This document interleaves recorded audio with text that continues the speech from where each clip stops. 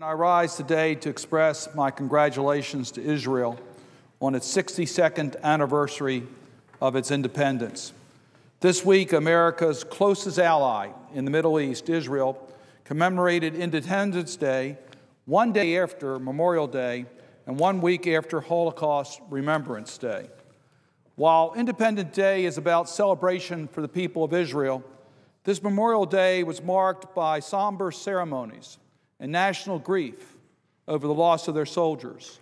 Nationwide sirens and moments of silence emphasize the sacrifices all Israelis have made living in their thriving, free, and democratic state.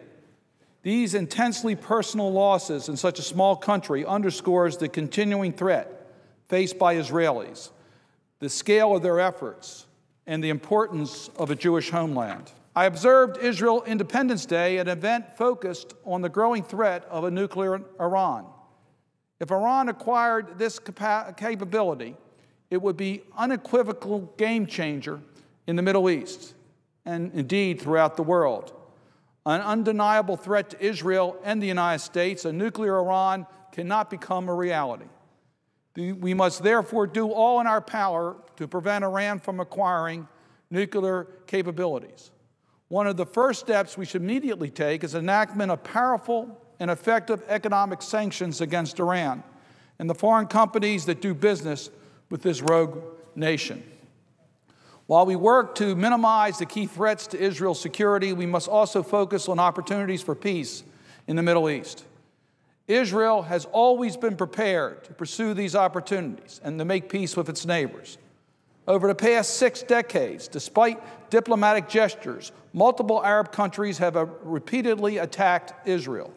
We should not forget that it was the Palestinian leaders who walked away from the negotiating tables at Camp David in 2000, on the eve which would have been an historic breakthrough for peace.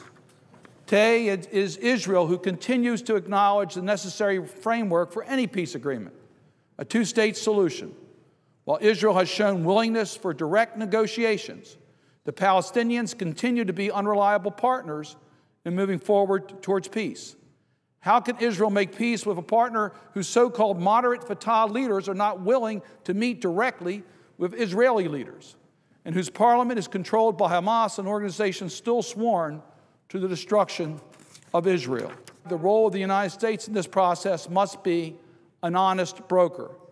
President Obama must not place wrongful or unreasonable pressure on Israel, or worse, to put forward a proposal without Israel's consent.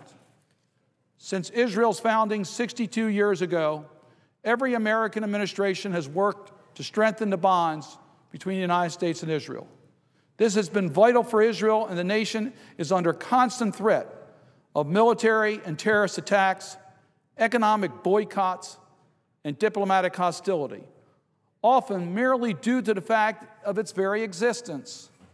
At this critical moment, when Iran is moving forward with its nuclear program and simultaneously Hezbollah's capacity to attack Israel, it is imperative that the Obama administration say in clear, unambiguous language that we stand with the people of Israel and will do all in our power to protect our shared values and national bonds.